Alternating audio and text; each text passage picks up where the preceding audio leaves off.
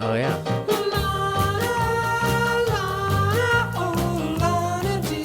Just a 1-4-5 tune. Here's 5. Back to 4. And 1. So 3.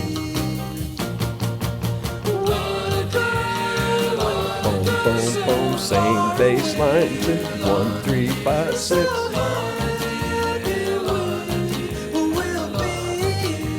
We got to go through. The same thing happens again. I want to get to where the Celeste comes in so people can hear that. And they'll know what to look for on Noble Surfer too. I think it comes now. There's a key change. And it's doubled with Carl's guitar. Yeah, so it's yeah, like it's that so and the cool. guitar. Yeah, there's first combining of instruments for Brian. All right, welcome back to the In My Beach Boys Room podcast. I am Adam Schreiner. I'm sitting here with Matthew Hartz. Today we are analyzing Surfin USA, the second album, official album. That is correct, sir. So we'll get into that, but obviously we have to give you our social media stuff. So please, YouTube, subscribe, like, do all those things that help us grow the podcast. You can just look up Matthew Hartz Music. Just put that in the search bar, and you'll find the channel. And then the other one that we use mostly is Facebook. Matthew will post on Facebook more than anything else, and so Instagram as well. You can search Matthew Hartz on Facebook, or you can just look up Matthew Hartz Music on Instagram, and that's pretty much it for our social media. Easy, keeping it simple. That's how we like to do it. Our preference. So there's that. Okay, so we are running through these episodes, and or these albums. We're analyzing them. So this one, if you were to go back, if you're a new listener, we're analyzing these albums back in the first season of the podcast. We recorded an episode. It's entitled 1962 to 1964 with special guest Bud and Sally. Mm-hmm. And in that episode, we talk more about the history. We talk about the album as well, but we contextually bring up the history and kind of what's going on in the Beach Boys world at that time. And so in this episode, we're just going to look at the music. Matthew has primarily, we have to interject a few little tiny things for context every once in a while. Yeah, and then Matthew has his guitar handy to kind of explain and show what's going on musically, why we might feel the way we feel when we hear certain chords and that sort of thing. So I'm really enjoying these episodes. These are fun. I'm, doing this critical listening and having you kind of validate my thinking, or, it's been really enjoyable. So quick little intro today. So I think with that, let's get started. So I'll let you take it from here, and then we can start getting to the music when you. Yeah. So we're talking 63, and we were talking like the very beginning of 1963. This album is a leap forward, big time from Surfin' Safari. It also, the second album, the Beach Boys have had just a couple of number one albums, and it was the concert album from 64 and Endless Summer, the big compilation from 74, right? Second album went to number 2. Wow. Yeah, that is a big jump. Yeah. 75. No, it was 32 was 32, the album. The album itself. The album itself. And this album went to number 2. Now, Surfin' USA, I think, went to number 3. And it was, the other side of it was Shutdown, which we'll talk about in a little bit. The musician Jackson Browne from the 70s, Doctor My Eyes, my favorite song of his is Somebody's Baby, but just an amazing guy who talks about this album, I think in Alan Boyd's documentary, and he says, this is the thing that put him on the map. He says, this is the thing that, kids were surfers all over the place, even in Arizona, dude, they were putting surfboards on their cars, and there wasn't an ocean to take their, this album, this was before the Beatles too. And so this album literally put the Beach Boys on top of the American charts without a real rival, and they hadn't even really started touring yet. They would start touring through all of this, but through, it wasn't just this album that put them in that place. But before the Beatles showed up in, the beginning of the next year, the Beach Boys were on top. Yeah. Wow. For sure. And so by their second album, I look at the whole album, it's the same lineup as Surfin' Safari, which is, I thought about how cool it was that maybe it was the Wilson brothers just themselves on some of that early stuff. But really, we're still on these albums. We're primarily the Wilson brothers. Dennis on the drums. And yes, he is on the drums. Brian on the bass. He's taught himself how to play the bass. Carl on guitar. And then just David on guitar. Mm-hmm. That's all there's a couple of augmenting musicians on a couple tracks. People say there's another drummer on Surfin USA in addition to Dennis. But now people say, there's a lot of speculation. Yeah, there's people. There's the official word, and then there's people that disagree with the official word. And in Beach Boys nerd land, you can get deep into the weeds on who's actually on here. But what I want the listeners to know more than anything is it's the Beach Boys. Yeah. Just in a couple little spots, there might be another musician, but it is so clean and tight. The tracks are super tight. I mean, they've progressed a lot since the Surfin' Safari album. They've obviously been playing together a lot and rehearsing. I mean, it's super tight. The instrumentation and the playing is really amazing. And we'll get into that later. The singing sounds much more crisp and alive because this is Brian's first use of what we call double tracking, where they would sing things twice, and it gave before the advent of a lot of effects, this is the way that you got a shrillness and an edge to the vocals. And he stole the trick from Jan Berry and Phil Spector, but this is when Brian started doing it. And Brian started doing it to such effect that he became the king of double tracking. Okay. Through the years up until Pet Sounds and, beyond, it became a hallmark of his vocal production style. But here we have just right out of the gate with Surfin' USA, here we have that dynamic. So the whole album is just performed that much better than its predecessor. Right. And we have to, it's only a few months. Yeah. It's not like it's 2 years that they had to get that much better. It's like, keep these albums, like think of them as snapshots and go, ooh. Yeah, absolutely. Difference.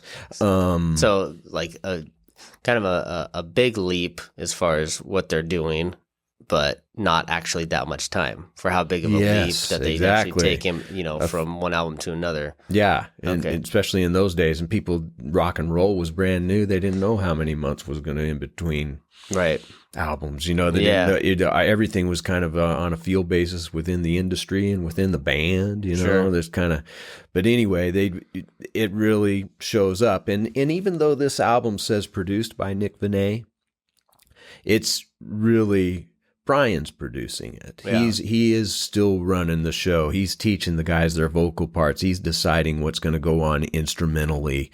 Like Carl says, Nick Venet produced us basically by saying, take one. Yeah. Take two. Yeah.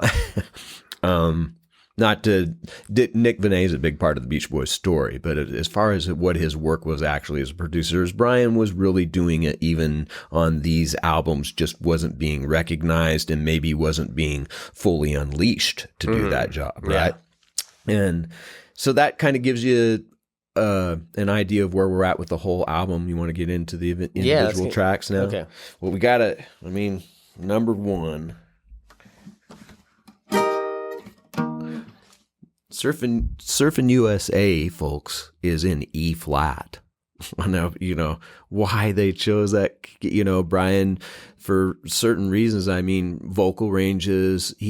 Brian likes the timbre of a key. Brian likes the color of a key for specific songs with people. These earliest songs, that is just a weird key for an early rock and roll song to be in E flat. And anyway, but the opening riff is as a rip off of a Dwayne Eddy thing, but I think Carl's just doing it himself, maybe Dave and him together, but I've always just thought that was super thrilling when I was a little kid, not really even knowing what was going on. There's something that hit me about that, and then if everybody had an ocean. Now this tune is written by Chuck Berry.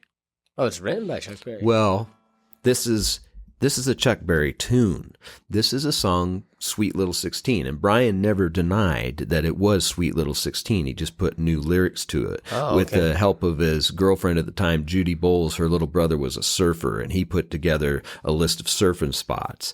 But sometimes you'll see just Chuck Berry. Sometimes you'll see Chuck Berry, Brian Wilson. There was Chuck Berry's publishing company owns, I think, the publishing on it. Yeah. So, but it's that... they're really rocking in Boston, Pittsburgh, PA, deep in the heart of Texas, around the Frisco Bay, over St. Louis. All the cats want to dance with Sweet Little 16. If everybody had an ocean across the USA. It's a direct lift of the melody and the chord progression, but just turning it into a girl. It was an idea of Brian's.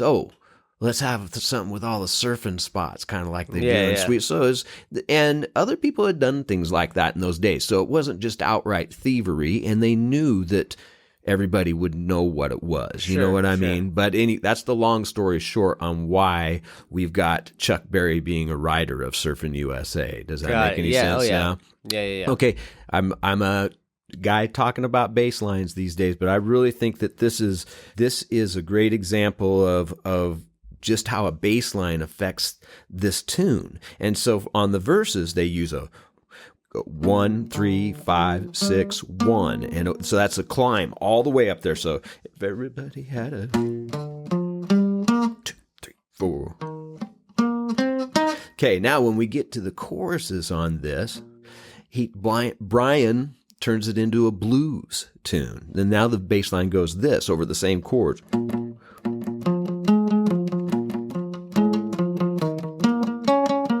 Punk. 1 1 5 5 flat 7 5. So it totally changes the feel of with the other one you have happy. Yeah. Bah, bah, bah, bah, and then you go mean and edgy for the choruses. And those are things that I doubt any listener really think, but those are things where Brian would shade things like, okay, here's the verse, now here's the chorus. It's a little dirtier. Okay. So I wanted to point that out. Got to say something about Brian's falsetto here. This is where the first time we really ever get it in this kind of clarity and featured on a record, and we've got, everybody's got surfing, and then the whole Surfin USA, kind of where they part out like a lead vocal, and then Mike's got the regular verse and everything. So it's just notable that this is the first kind of emergence of that very effective part of their career showing up. So that's all I got on Surfin USA. You got anything? No, I mean, honestly, my notes were just like, this is one obviously I've heard my whole life and know. So I was more curious about everything you just covered there on what's going on. And because, there's, obviously I like the song. That first little opening guitar lick is signature, and I've always loved that. So it's just, I love the guitar solo, because there's the organ solo that on the record, and then Carl gets a little blast of a guitar solo after that, and the way he builds it around the pentatonic stuff. But when he did it live, they didn't have an organ solo, so he did something to approximate the organ solo, and I just love it.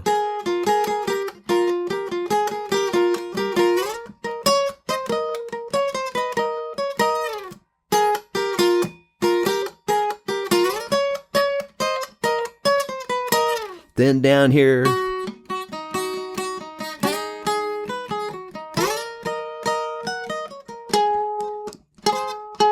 I can't bend that. Yeah, but anyway, it's just, he composed that solo, but it's just so cool. Yeah. And just like everything with the Beach Boys and me, everything's so cool. Yeah. But anyway, there we go on Surfin USA. I don't think we necessarily, unless you want to play it, because we just talked about it, I don't know if we really need to. No, we don't. Yeah, so we all know the song. Okay, so then we'll move to the next song. Farmer's Daughter. So after Endless Summer came out in 1974 when I was 5, the next year for my 6th birthday, Capitol had started re-releasing these early albums. They didn't re-release Surfin' Safari though. They started, they've already must have thought, let's. Yeah. And so Surfin' USA, I got the mid-'70s reissue of it, which was the whole album. They didn't leave anything off. So I was hearing this stuff, and I loved Farmer's Daughter from the very beginning. Brian's voice. I didn't, the Farmer's Daughter aspect part of it. It's supposedly written about a girl that Dave was in love with out on the road, and Brian and Mike, kind of, that was the story from it. But one of the cool things in the music for me is the little neighboring tone trick that Brian uses here. And he starts to use it a lot on the bass and the guitar. They do it. So there's a guitar that carries that through the whole track, even while the other.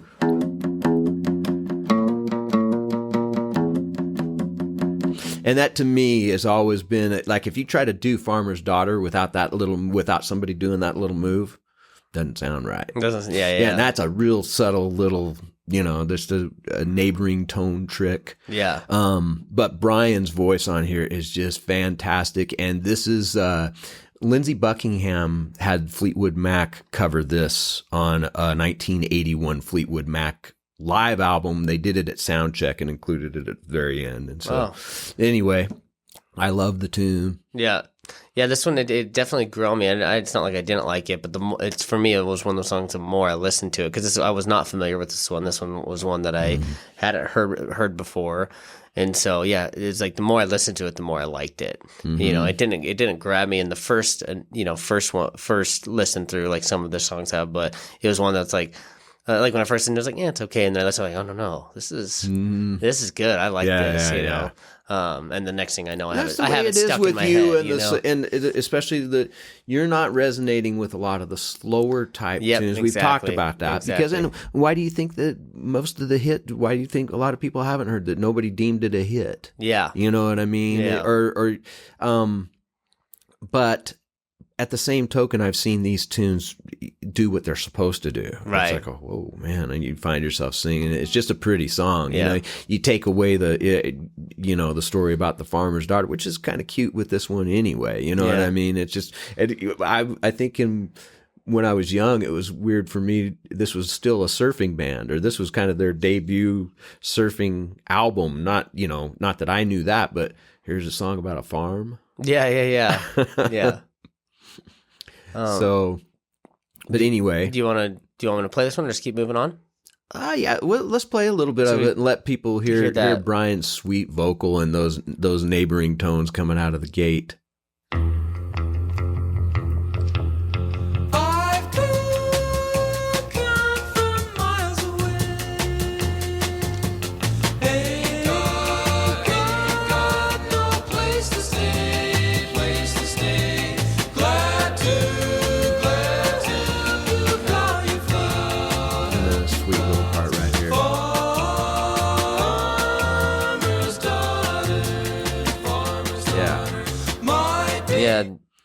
And I think sometimes people, that beautiful high Brian vocal, I honestly think that some people don't like that. Oh yeah. I think that's kind of what the rub is for some people, is they're like, where like you and I were like, ooh, that's cute, and probably most of our listeners when they hear that it gives them the chills, where other people that's the kind of, I think you had mentioned a textural type thing that might not be, why it just doesn't work.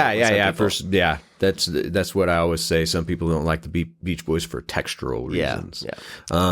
But then, just funny aside there on that, we were listening to that stereo version before, and we realized we were on the stereo version. Did you know what did you notice about the stereo versus the mono that we just listened to? Well, it seemed, and this is just my take on it, is the stereo was more, it just seemed more full, honestly, in my headphones. Where the mono is kind of, I don't even know, more collapsed, I guess. Well, that's it. Yes. So the idea on the stereo, you had I knew immediately Yeah. Because all the vocals were over here and here's all the music over here, right? And I especially hate that kind of stereo, because that's, but we definitely don't want that in Beach Boys music, especially with the background vocals. What we want them all is exactly, because Brian decided, okay, here's the level of what I want all that to be, and I'm going to have that kind of compressed in the middle, so it can't be messed with. Yeah. And so it should have a compressed feeling to it. But to me, the audio quality is not that much different. No. And so when you're listening to a mono mix, like the thing that immediately was present with me is vocals went from dead left to right in the center. You know what I mean? And so then that whole thing that's the way Brian wants that stamped out to you, right in the middle of things. But it definitely it definitely gives a different feel for sure when it's, when going from stereo to mono. So now let's move on to Misirlou. Misirlou. Is this a original? No, I didn't this think is so. a cover. This is Dick Dale, the famous surf guitar player who came along, I think, in the late 50s, but he was happening at the same time the Beach Boys were. He's amazing left-handed Stratocaster playing wild man that did a lot of these tunes. As a matter of fact, they cover a couple of Dick Dale tunes on this record. And this is the first one, but Dick Dale got it. It's an old Greek folk tune. Interesting. And it's modal. It follows Greek scales, and it's all done on one string. And so that's the technique. It's a tremolo technique that's like on a mandolin, on an Italian mandolin, which this was probably the instrument that this was done on originally. But it's a hard technique to do, and I've always contended that it's both. There's some of it that's done on a bass too. I think it's Carl doing both parts, because there's pictures of him on the back of Surfin' Safari playing the bass. I've been playing bass on something else, but I mean, I think that he's doing all the soloing, or I thought until just recently. I was listening to a Dave Marks album from after he left the Beach Boys in the 60s, and I've heard of this tune forever. It's called Sheriff of Nottingham, which is kind of a rip of Misirlou. And David's playing is just phenomenal. I'm thinking, is this, who knows? This could be David. I really do think it's Carl, because they learned the same things. Bottom line is, it's a hard technique, and whoever's doing it, Carl, is doing it well, especially for the level of guitar playing. I mean, he's doing it consistently. You have to do it on the bass string, and then the treble string he does it on, which is a whole different deal down there. I don't know how much time it took him to do this, and some people will probably laugh, oh, that's not hard at all. Well, I beg to differ. I think I've always been impressed by this, and still am to this day. Impressed that they could pull this off. Right. So there's Misirlou. Okay. All right. And then we're going to Stoked after that. And is this another This cover? is original. This is original. Yes. Okay. And me and my... It did sound familiar, so I was wondering if it sounded familiar because it was a Beach Boys thing. Well, you maybe have heard me cover it before, because we did it in the Wilson Project Band, but also my dear friend here in town, Bill Lyles, he's playing bass in the jazz band tomorrow night for the Motel Cowboy reunion, and he's a Beach Boy nut too. And one of the first gigs I played with him, he goes, "Let's do Stoked." And the other musicians, we just tear into Stoked. Yeah. So Brian, it's a 12-bar blues, so it's not much of a write as far as the chords go, but Brian wrote the riff. Right. Yeah.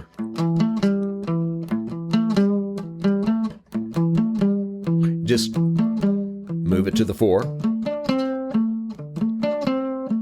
1, 5, 4, 1. Stoked. Yeah. Dun, dun, dun, dun. It's just a groovy little... It's groovy.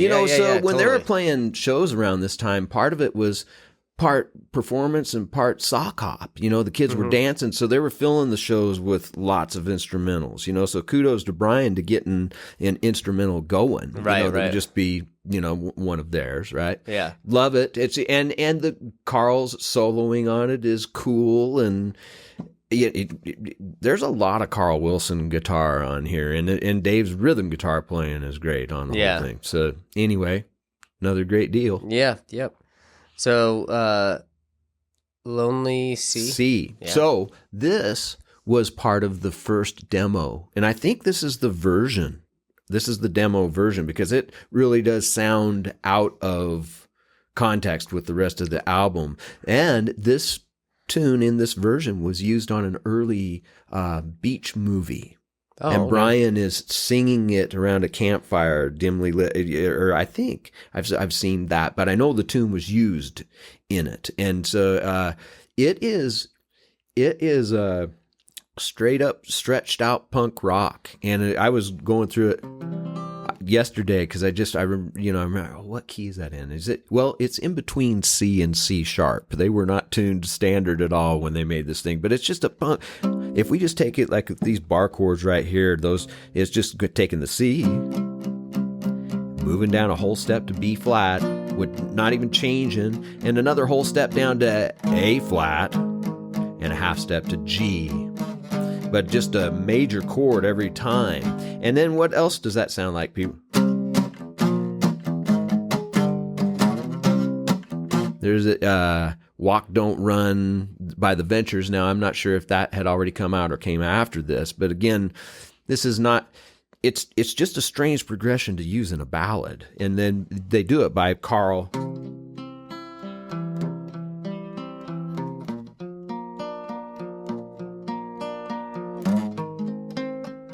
He's arpeggiating. Yeah, it's almost like a lullaby or something. And then and then the melody over the top of that, it's crazy. We're already jazzed, and then when we get to at the end of that, I have to go.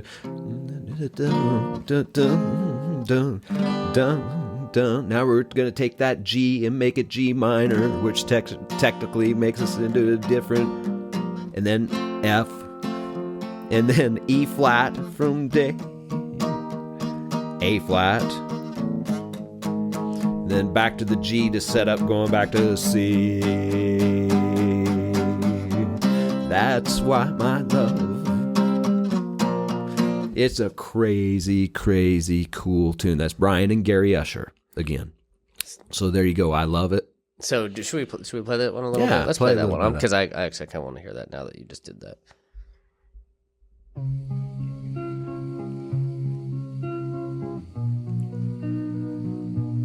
You can hear the difference in the quality, like you were talking about, like the demo version, like that.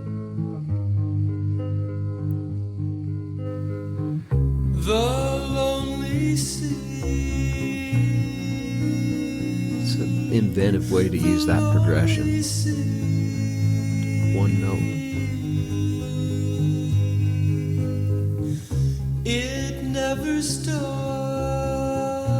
It's one of the early gems. Especially here in the little key change. It moves along. E flat. From day. The setup for the modulation back to C is crazy. Here we are. That's why my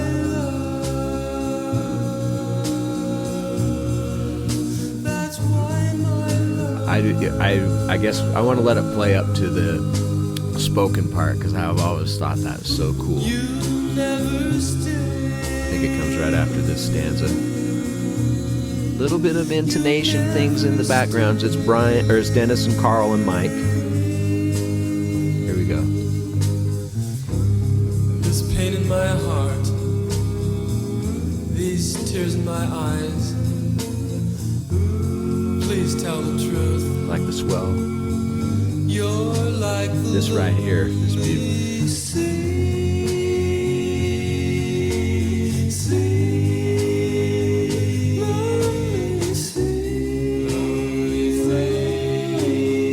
You can really hear Dennis there. Those are hard harmonies to sing because of that progression right there. And those boys did not have any clue they were hard. Brian was just said, "You sing this, and you sing this, yeah." And then I think the end of side one is Shutdown, which was. And I'm glad you always say that, because I'm listening to these in like digital format, and so I like when you tell me that is a side one. Right. And that was a big part of these releases. Like producers, and especially, they strategize. Okay, what's going to be the opener on side two? Absolutely. What's going to be the openers and the closers on both sides, right? It was a big part of the sequencing. Definitely. So then side two is... Well, this is the end of side one, I think. Shutdown. Okay. And maybe Shutdown's the first one on side... I think it's the end on side one, though. Hey, you know what, kids? Hang on. Let's take a little look here.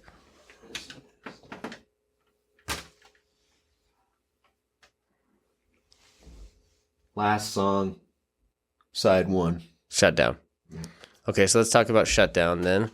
And to be honest with you, I know Shutdown is a pretty well-known song. I actually didn't really know it that well at all. Really? Okay, so it was the B side of Surfin USA. You remember back to that 62, 64 episode when Bud was talking about, well, there was something about a car race on one side and the Surfin, and I thought he was talking about the Surfin Safari 409 thing, because he said Shutdown was on the other side. And then in retrospect, he was talking about the Surfin USA Shutdown single is what Bud was talking about, is what the first record he heard.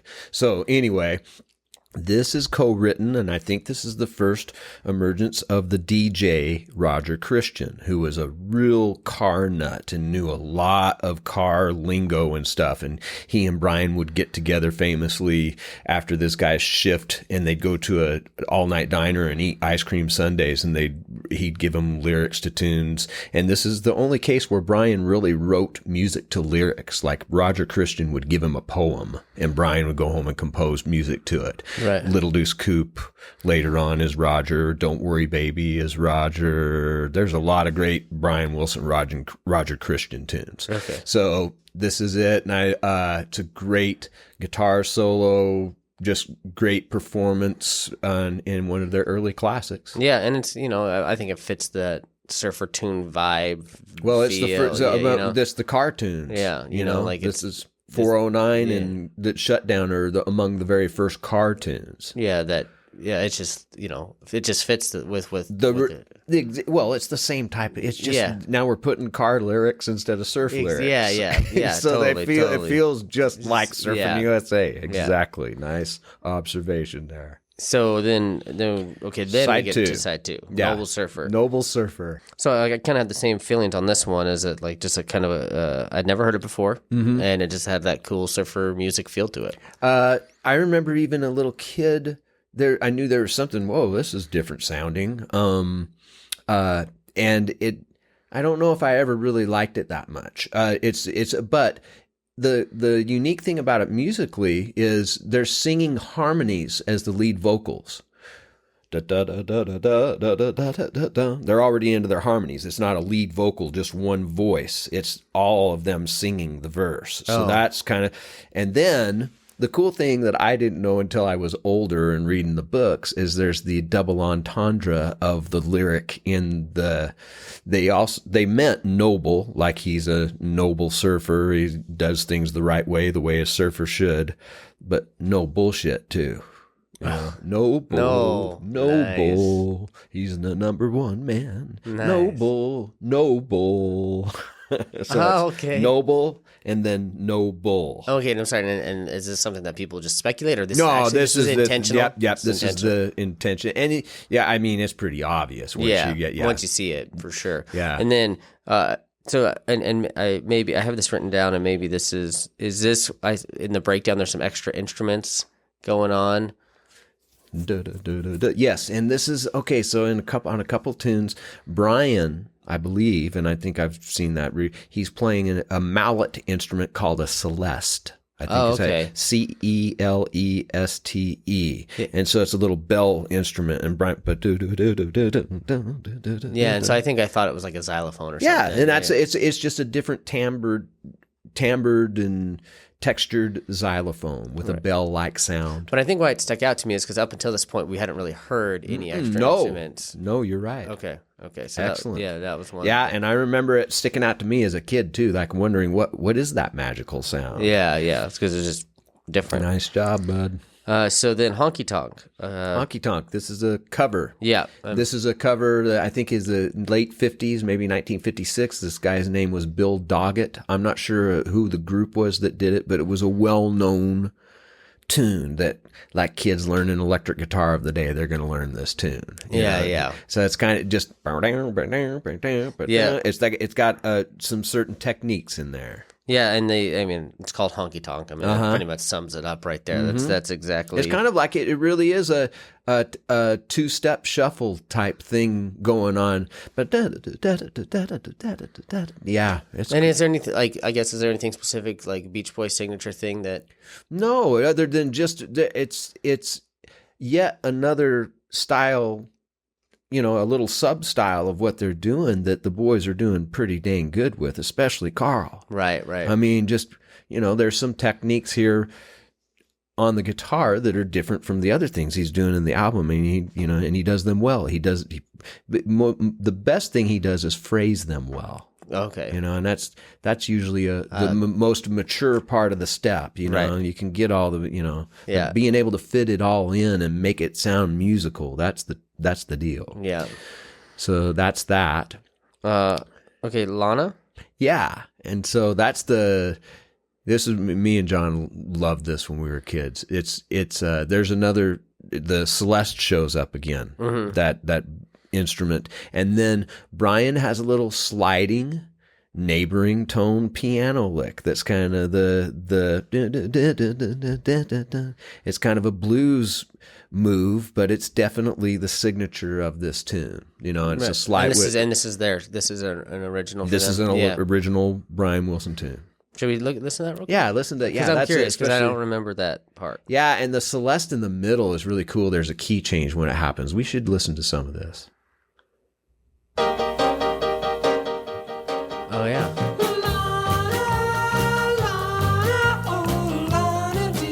Just a 1-4-5 tune. Here's 5, back to 4, and 1. So 3. Boom, boom, boom. Same bass line. 2, 1, 3, 5, 6.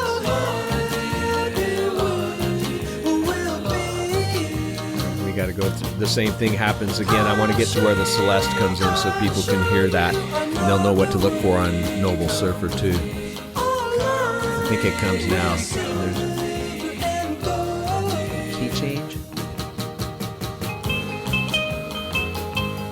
And it's doubled with Carl's guitar. Yeah, so it's like that cool. and the guitar. Yeah, there's first combining of instruments for Brian. So it's that. Yeah, let's cut it there.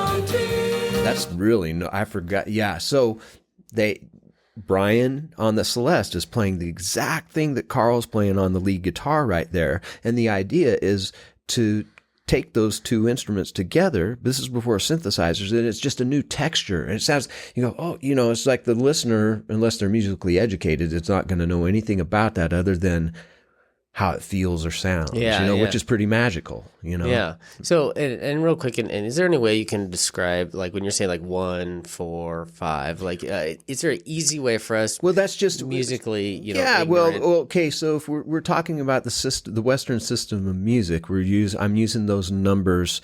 They represent the notes of the major scale, and the chords that represent those notes. So when I'm saying the 1, I'm talking about the 1 chord, and there's, it's, that's probably all the further I want to go in the weeds otherwise, with it. Otherwise we're getting like music theory, which but it's, people will hear the term 1-4-5 a lot because 1-4-5 is, there's a lot of basic progressions. That's kind of the 3 main chords in every key, right?